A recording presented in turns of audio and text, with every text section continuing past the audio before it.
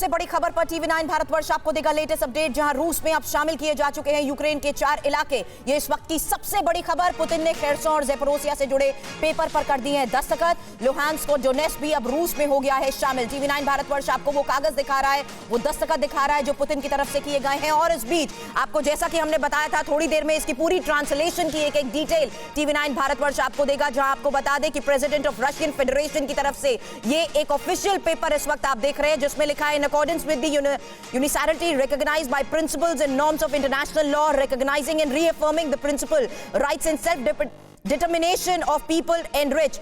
इसमें यहां पर खास तौर पर taking into account the will of the people of the Kherson region of the referendum held on September 27, 2022।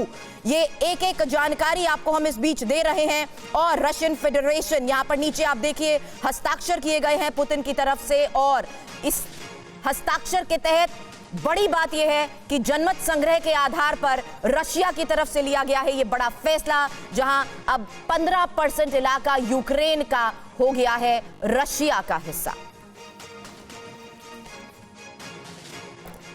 जी और आइए अब एक बार फिर से मैप पर देख लेते हैं और समझ लेते हैं कि रूस आज किन इलाकों को अपने देश में शामिल कर चुका है और उन इलाकों में इसके पक्ष में कितने प्रतिशत लोगों के समर्थन का रूस दावा कर रहा है।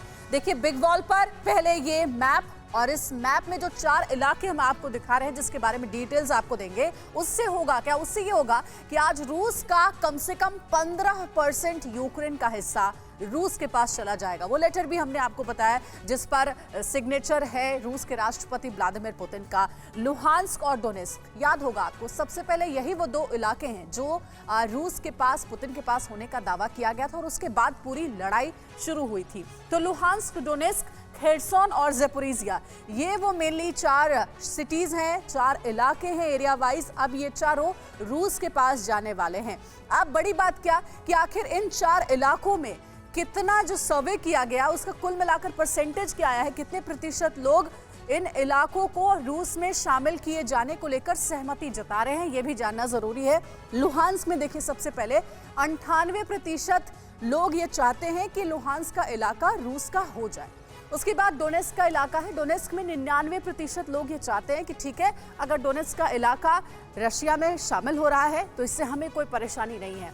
ज़ेपोरिजिया, जिसको लेकर काफ़ी विवाद भी हुआ था, यहीं पर वो न्यूक्लियर प्लांट था जिसको लेकर लगातार यूक्रेन के प्रेसिडेंट और रूस के प्रेसिडेंट की ओर से बयानबाजी हुई, एक दूसरे को धमकी तक दी गई। इस इलाके में 93% लोग इस बात पर सहमत है कि अगर ये इलाका रूस में मिल रहा है तो हमें इससे कोई परेशानी नहीं। और खेर्सोन में 87% लोग, सर्वे में पता चला है कि इस बात से सहमत हैं कि अगर रूस के पास ये इलाका जाता है तो हमें कोई आपत्ति नहीं है। मनीष झा हमारे सहयोगी हमारे साथ इस वक्त जुड़ गए।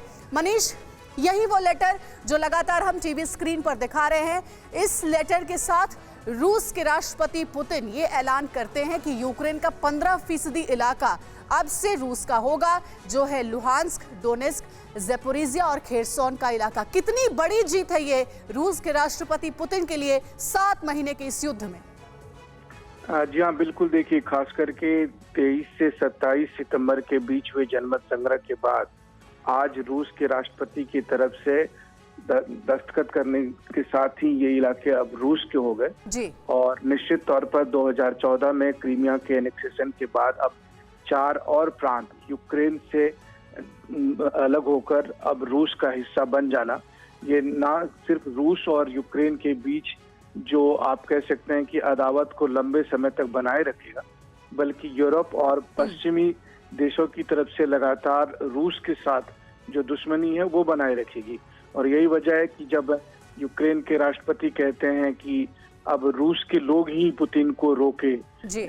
लेकिन बड़ा सवाल इस वक्त मनीष यही है कि आखिर इसके मायने क्या है, इस कदम के मायने हैं क्या, जो दावा अब रशिया की तरफ से किया जा रहा है। और वो डिक्री लगातार टीवी 9 भारतवर्ष दिखा रहा है और ये भी बता रहा है कि किस तरीके से अब पुतिन की तरफ से इसको लेकर हस्ताक्षर किए जा चुके हैं। मायने क्या है इस कदम के?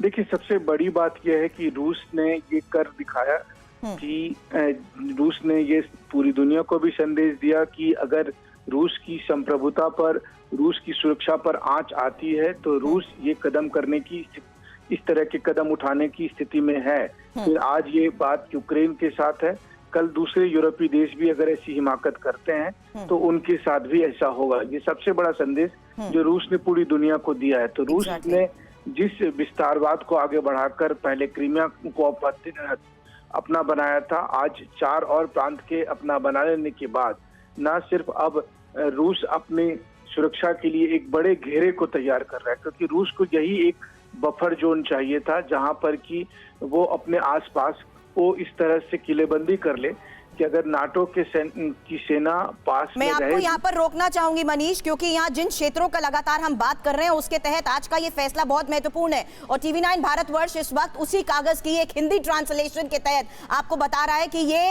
हस्ताक्षर जिस जगह पर पुतिन की तरफ से किए गए हैं, रूस यूक्रेन वॉर के बीच आज का ये फैसला कितना बड़ा है। और यहां पर हम बता रहे हैं, ये हिंदी में दिखा रहे हैं इस कागज में पूरा ट्रांसलेट करते हुए कि आखिर कौन कौन से वो क्षेत्र हैं जिस पर अब रूस अपना दावा कर रहा है।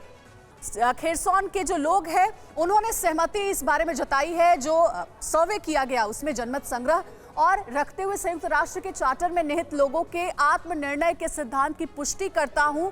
मैं यानी कि पुतिन ये कह रहे हैं, निर्णय लेता हूं कि खेरसॉन क्षेत्र की राज्य संप्रभुता को ये उसके हस्ताक्षर करने की तारीख से लागू होती है। आज जो हस्ताक्षर इस लेटर पर किया गया उसके बाद से ये अब अनाउंस हो गया है पुतिन की ओर से, रूस की ओर से, कि 15% का जो इलाका है यूक्रेन का वो अब हो चुका है रूस का।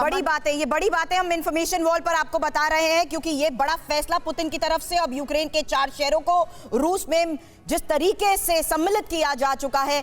युद्ध के 7 महीने के हालात के बाद मनीष झा हमारे सहयोगी हमें बता रहे हैं कि आखिर रशिया की तरफ से लिए गए इस फैसले के मायने क्या हैं और आज के हालात को देखते हुए क्या ये कहना सही होगा मनीष कि दुनिया के सामने इसे जीत की तौर पर पेश करने की पुतिन की तरफ से, रशिया की तरफ से ये कोशिश?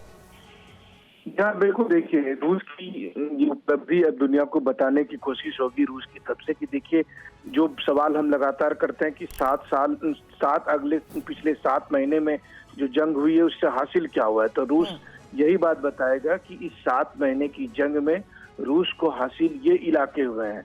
ये वो इलाके जो यूक्रेन के लिए हमेशा एक सबक होंगे कि उसने रूस की संप्रभुता के साथ खिलवाड़ करने की कोशिश की थी तो उन्हें ये इलाके छोड़ने पड़े थे।